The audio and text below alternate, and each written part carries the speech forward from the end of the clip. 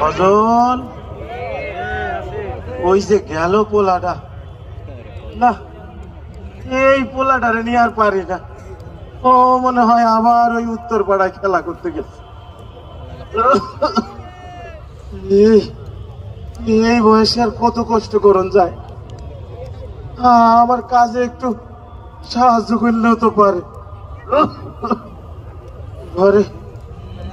ঘরের চাল দিয়া পানি পড়ে, ঘরটা যে মেরামত করবো আরো তো উপায় নাই। অভাবের সংসার, ওইটা কোন দিক দিয়ে করবো? ডাক্তার দেখাবো না কি করবো?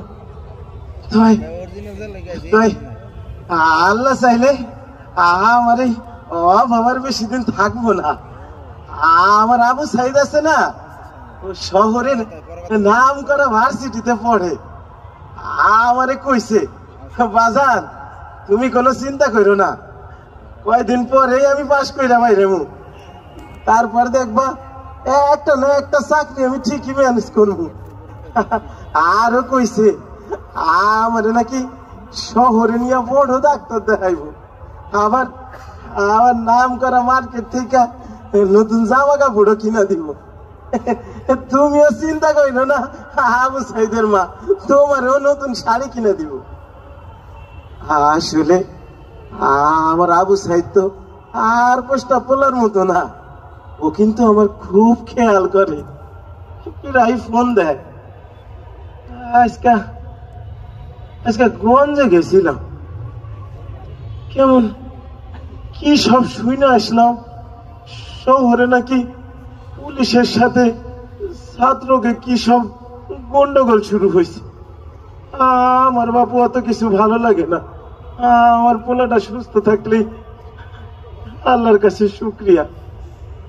কিন্তু কিন্তু প্রত্যেকদিন তো এমন সময় আমার আবু সাইদ আমারে ফোন দেয়, আজকে ফোন দিল না কেন?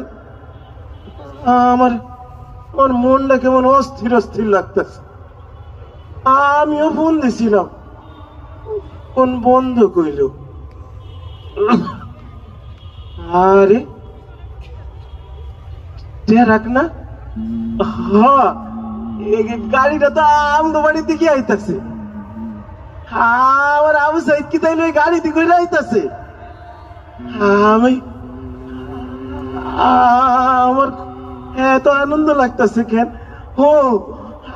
আমি ওই ছোটকালে শুনছি মাস্টার সাহেব পড়াইছে, লেখাপড়া করেছে, গাড়ি ঘোড়া চড়েছে।